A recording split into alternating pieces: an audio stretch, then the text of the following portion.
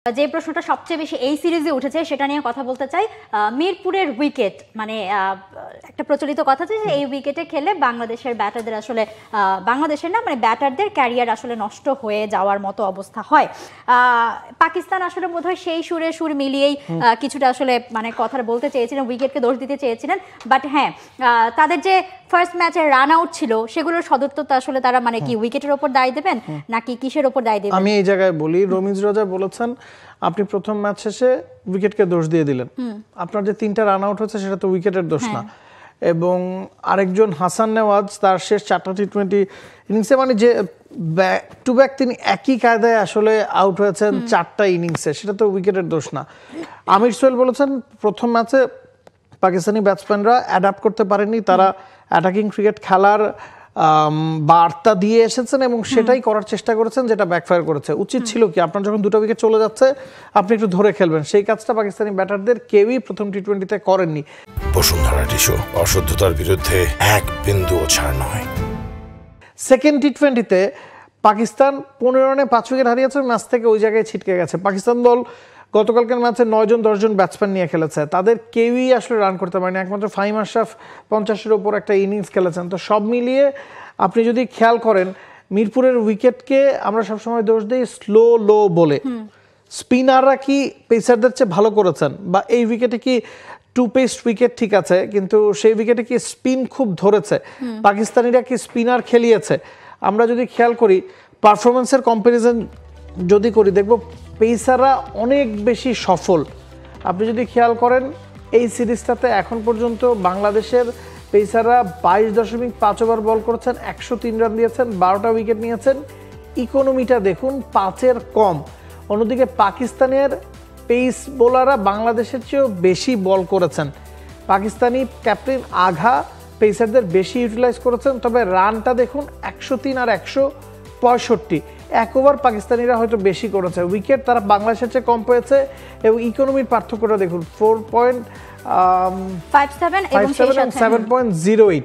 তো বাংলাদেশের পেসাররা কিন্তু উইকেট পেয়েছেন, 12টা উইকেট পেয়েছেন। পাকিস্তানি পেসাররা উইকেট পেয়েছেন, তবে ইকোনমিক্যাল বোলিংটা তারা করতে পারেনি। যেই মাঠে 130 রান পার স্কোর, সেখানে ওভার প্রতি তারা 7-এর ওপর রান দিয়েছে। বাংলাদেশের পেসারদের মধ্যে ভ্যারিয়েশন ছিল, এক্সপিরিয়েন্স ছিল। মুস্তাফিজ শেষের দিকে কাটারগুলো খুব ভালো ইউজ করেছেন।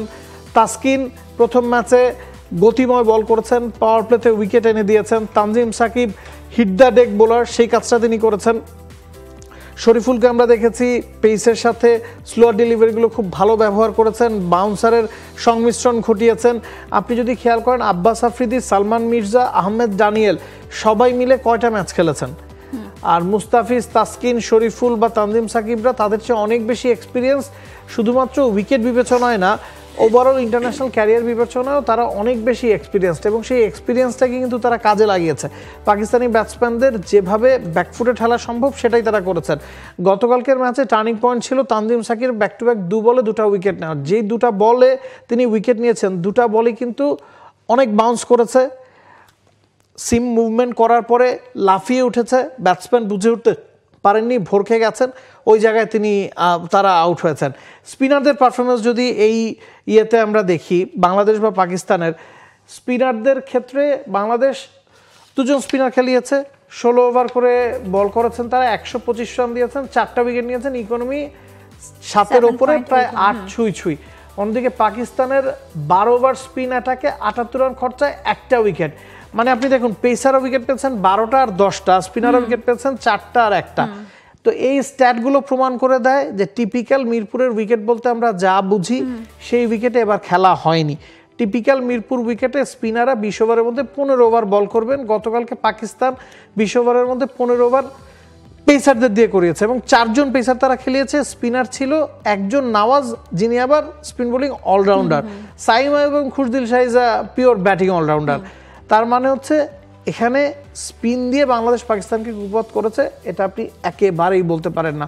এবং মাহবুব কিছুক্ষণ আগে সাংবাদিকদের সাথে যখন কথা বলেছেন তখন এটাও বলেছেন যে মাইক হেসেনকে একটু কথাবার্তা সংযুক্ত হওয়া প্রয়োজন ছিল। কোড অফ কন্ডাক্টের ব্যাপার আছে, আপনি চাইলেই এভাবে পিচের উপর দোষারোপ করতে পারেন না।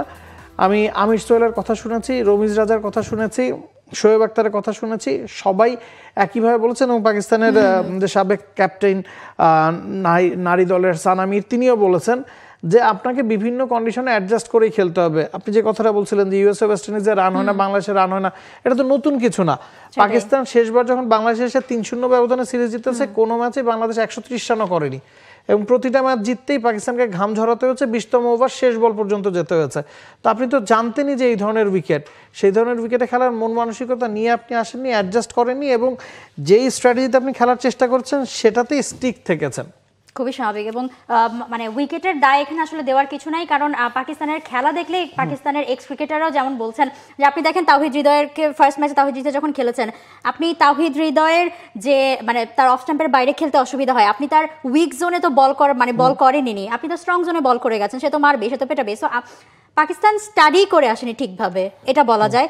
এবং সেই সাথে মানে উইকেট নিয়ে, প্লেয়ার নিয়ে, বাংলাদেশ দল নিয়ে, কন্ডিশন নিয়ে, কোনো কিছু নিয়ে আসলে স্টাডিটা করেনি। তবে এখানে একটা কথা ছিল, আমাদের সহকর্মী রাহুল রায় যখন জিজ্ঞেস করেছিলেন পাকিস্তানের ক্যাপ্টেনকে যে আপনারা এই মানে বাবর আজম, রিজওয়ান তাদেরকে কেন আননি, তারা বলেছেন যে আমাদের একটা প্ল্যান আছে, প্ল্যান নিয়ে আমরা আসলে এগোতে চাই। সো দ্যাট মিনস তারা আসলে হ্যাঁ ইয়াংস্টারদের নিয়ে একটা প্ল্যান করছে, টি20তে নতুন দল করে নতুনভাবে খেলার। বাট হ্যাঁ, সেই খেলার জন্যই তাদেরকে সব কন্ডিশনে মানিয়ে আসলে খেলতে হবে। For more updates, subscribe to our YouTube channel and click on the bell icon. Follow us on Facebook and Instagram. Download T-Sports app to enjoy exciting games and highlights. Visit tsports.com.